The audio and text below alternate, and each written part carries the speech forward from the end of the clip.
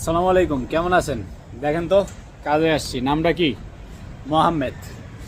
আর আপনারা আমাকে কি নামে চিনেন? সবাই জানেন, তাসলিম। যাই হোক, তো আমার ছোট ভাই বা এলাকার যারা আছেন, যেমন নামের জায়গায় নমে, যেটা নেম, ওই জায়গায় কখনো এমএডি না দিলেই ভালো হয়, যদি দেন মোহাম্মদই দেন। আর কৈনমের জায়গায় আপনি যে কোনো কিছু দিতে পারেন, কিন্তু আমাদের বাংলাদেশে 80% নামের ক্ষেত্রে এই ভুলটা হয়ে থাকে। সেটা হচ্ছে নমের জায়গায় কৈনমে, মানে কৈনমে মিনিং শিওর নেম, যেটা নমের জায়গায়, নেইমের জায়গায় শিওর নেম।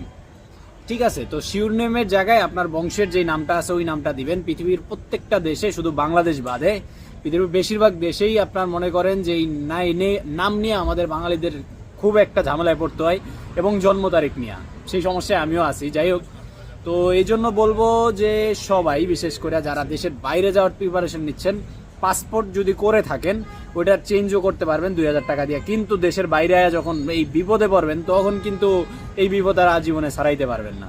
তো সেক্ষেত্রে গিয়া নেম, যেটা নেইমের জায়গায় আপনার যে নামটা, আপনার যে কোনো নাম হতে পারে, তো সেই নামটা দিবেন। এবং যেটা শিওর নেম, শিওর নেমের জায়গায় আপনি হচ্ছে আপনার যেটা বংশগত নাম, ওই নামটা দিবেন।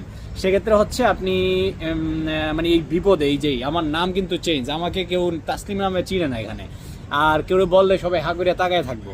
ঠিক আছে, তো সেই জন্য বলি, নাম এবং শিওর নেম এই দুইটা ঠিক করেন, এবং জন্ম তারিখটা যে কোনো শর্তে ঠিক করেন। দেশের বাইরে আইসা পস্তাইতে হইব, এবং এটা নিয়ে অনেক ভোগান্তিতে পড়তে হয় আমাদের বাঙালিদের। ধন্যবাদ। আসসালামু আলাইকুম।